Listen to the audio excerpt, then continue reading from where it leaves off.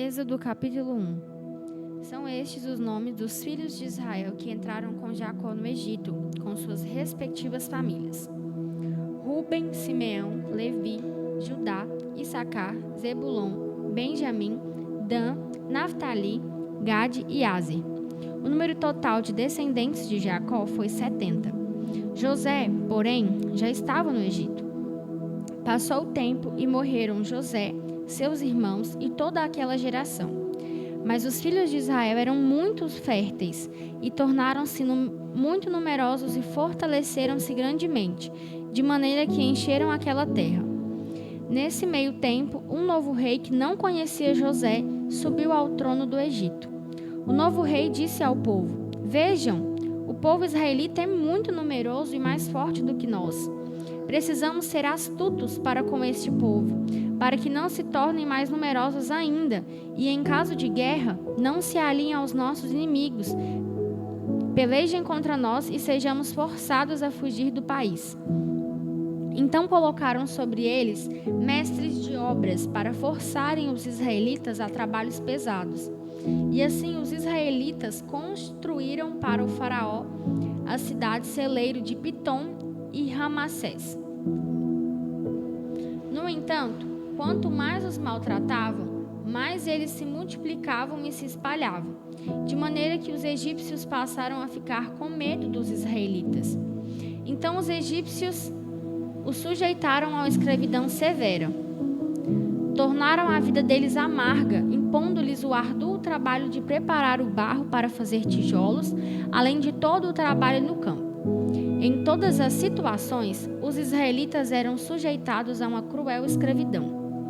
O rei do Egito deu ordem às parteiras hebreias, entre elas Sifrá e Puá, dizendo: "Quando vocês ajudarem as mulheres hebreias a dar à luz, façam o seguinte: se for menino, matem-no, e se for menina, deixem-na viver." Mas as parteiras temiam a Deus e não obedeceram às ordens do rei do Egito. Elas deixavam os meninos viver também. Então o rei do Egito mandou chamar as duas parteiras e perguntou-lhes: "Por que vocês fizeram isto? Por que deixaram os meninos viver?" As parteiras responderam ao faraó: "As mulheres hebreias não são como as egípcias. Elas são cheias de saúde e dão à luz antes que chegue a parteira." Deus abençoou as parteiras, e o povo continuou crescendo e se tornou cada vez mais forte. Como as parteiras temeram a Deus, ele foi bom com elas e fez com que tivessem suas próprias famílias. Então o faraó ordenou a todo o seu povo: "Jogue no rio Nilo todos os meninos hebreus recém-nascidos. Só deixem viver as meninas." Êxodo capítulo 2. Um homem e uma mulher da tribo de Levi se casaram. Ela engravidou e deu à luz a um filho. Vendo que o menino era bonito, escondeu-o por 3 meses.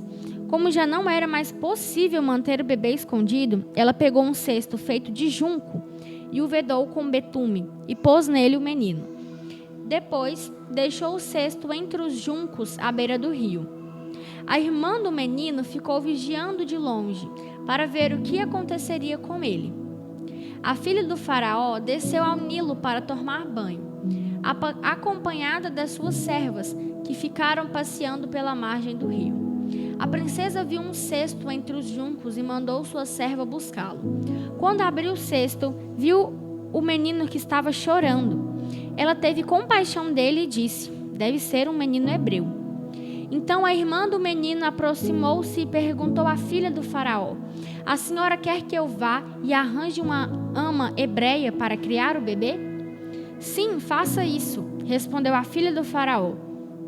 Então a filha do faraó disse a ela: "Leve este menino e crie-o para mim. Pagarei pelo seu trabalho." A mulher levou o menino e o criou. Quando o menino cresceu, a mãe o levou à filha do faraó, que o adotou. Assim ele passou a ser o filho da filha do faraó. Ela o chamou de Moisés, dizendo: "Porque eu o tirei das águas." Anos mais tarde, quando Moisés já era adulto, foi visitar seus irmãos hebreus e viu o quanto estavam sofrendo. Ele viu um egípcio espancar um hebreu que pertencia ao seu povo. Moisés olhou para um lado e para o outro, e como não viu ninguém, matou o egípcio e o escondeu na areia. No dia seguinte, saiu de novo e viu que 2 hebreus estavam brigando. Então perguntou ao culpado: por que você está espancando seu irmão? O homem respondeu: quem o colocou como príncipe e juiz sobre nós? Quer matar-me como matou o egípcio? Moisés ficou com medo e pensou: com certeza já descobriram. O faraó ficou sabendo desse caso e decretou a morte de Moisés. Mas Moisés fugiu do faraó e foi para a terra de Midian. Quando chegou lá, sentou na beira de um poço. O sacerdote de Midian tinha 7 filhas. Elas vieram tirar água e encheram os bebedouros para dar de beber aos rebanhos de seu pai.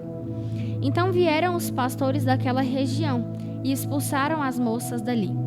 Moisés se apressou em defender as jovens e deu água ao rebanho delas. Quando voltaram para casa, seu pai, Reuel, perguntou: por que vocês voltaram tão cedo hoje? Elas responderam: um egípcio nos defendeu dos pastores. Além disso, tirou água e deu de beber ao rebanho. E onde ele está? Perguntou o pai a elas. Por que o deixaram lá? Convidem o homem para jantar conosco.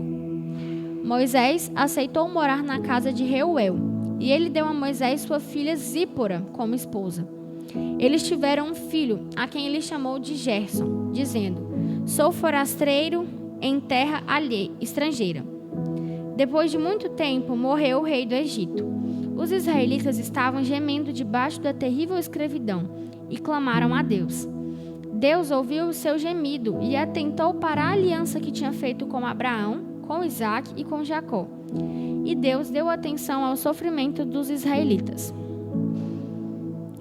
Êxodo capítulo 3. Moisés estava cuidando do rebanho do seu sogro Jetro, sacerdote de Midian. Ele levou o rebanho para o lado leste do deserto e chegou perto de Horebe, o monte de Deus. Ali, o anjo do Senhor lhe apareceu no meio de uma chama de fogo que saía de uma sarça. Moisés olhou e viu que a sarça estava em chamas, mas o fogo não consumia a sarça.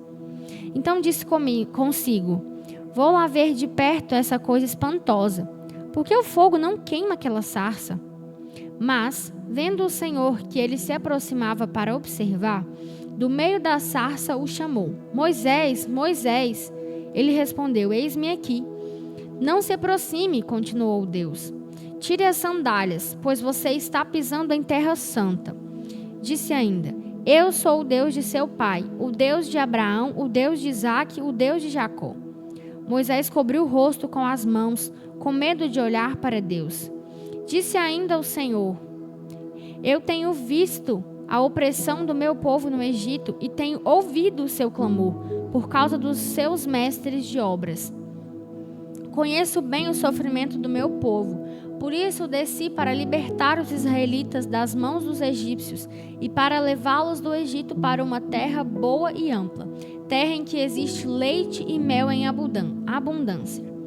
É a terra dos cananeus, dos heteus, dos amorreus, dos fariseus, dos heveus e dos jebuseus.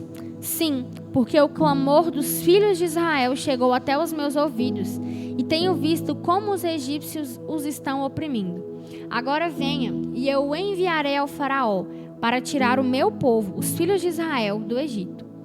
Então disse Moisés a Deus: quem sou eu para ir ao faraó e tirar os filhos de Israel do Egito?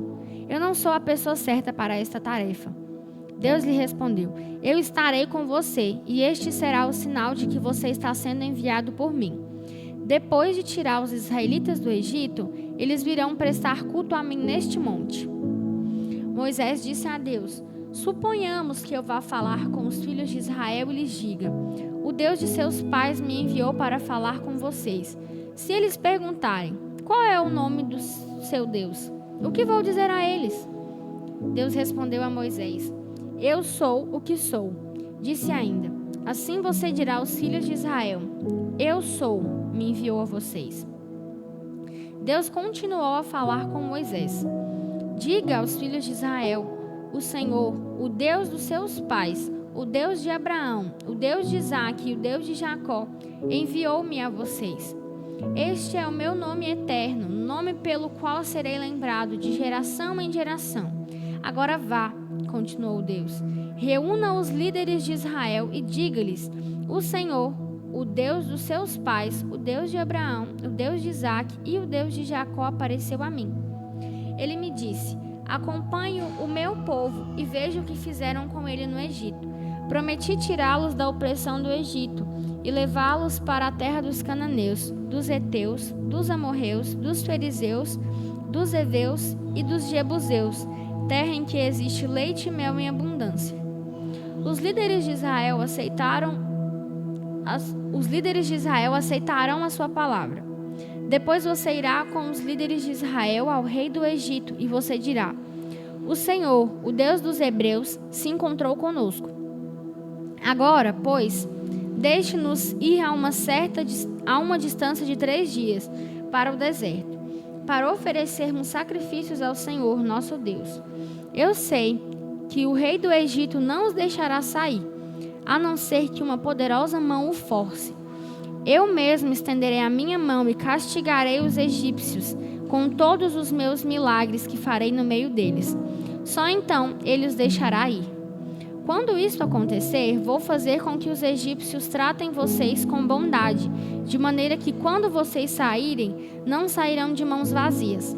Cada mulher israelita pedirá à sua vizinha e às suas hóspedes joias de prata e de ouro, e roupas com as quais vocês vestirão os seus filhos e as suas filhas, e assim vocês tomarão as riquezas dos egípcios. Êxodo capítulo 4. Mas Moisés disse: eles não vão acreditar em mim, nem vão querer fazer o que eu disser. Eles vão dizer: o Senhor não apareceu a você.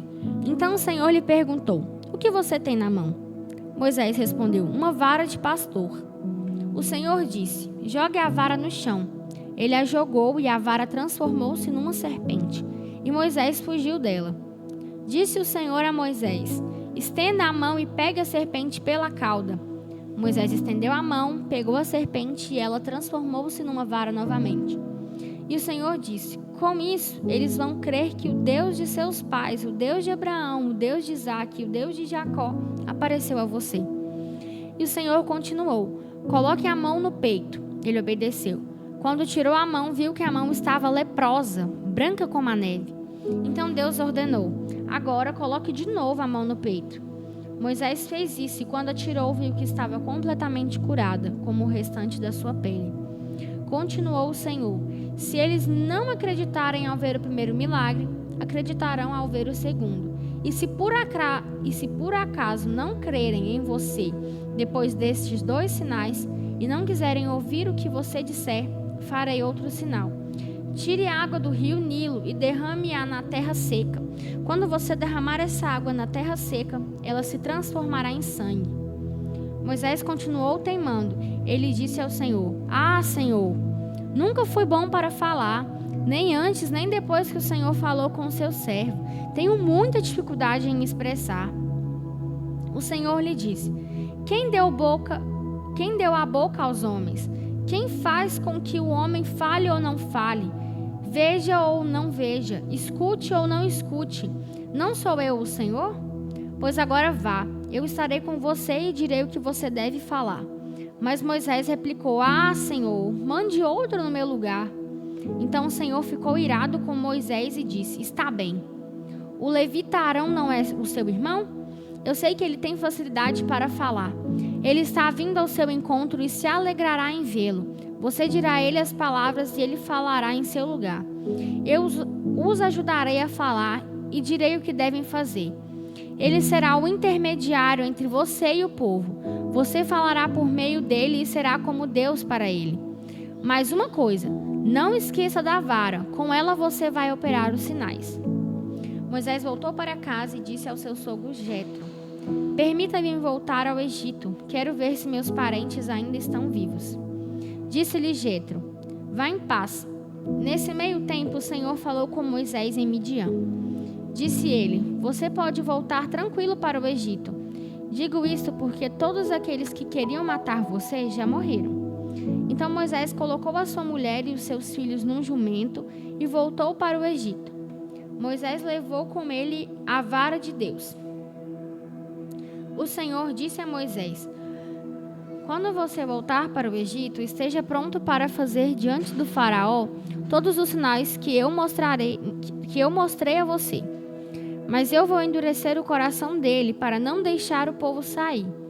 Você deverá dizer ao faraó que assim diz o Senhor: Israel é meu filho mais velho. Sou eu que estou mandando você deixar meu filho sair para me prestar culto. Mas, se você não deixar meu filho ir, você perderá seu filho mais velho.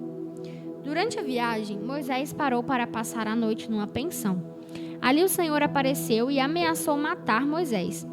Então Zípora pegou uma pedra afiada e circuncidou o filho e lançou a pele cortada aos pés de Moisés e disse: Você é para mim um marido sanguinário. Ela disse isso por causa da circuncisão. Aí o Senhor deixou Moisés viver. Então o Senhor disse a Arão: Vá se encontrar com Moisés no deserto. Arão foi e encontrou Moisés no monte Horebe, o monte de Deus, e o saudou com um beijo. Moisés contou a Arão tudo o que Deus tinha dito e falou dos milagres que deviam fazer diante do faraó. Então Moisés e Arão foram para o Egito e convocaram uma assembleia com todos os líderes de Israel. Arão disse tudo o que o Senhor tinha falado a Moisés, e este fez os sinais na frente deles. Assim, o povo de Israel acreditou que Deus tinha mandado Moisés e Arão. E quando os ouviram dizer que o Senhor tinha visitado os israelitas e tinha visto a aflição deles, inclinaram as cabeças e prestaram culto a Deus.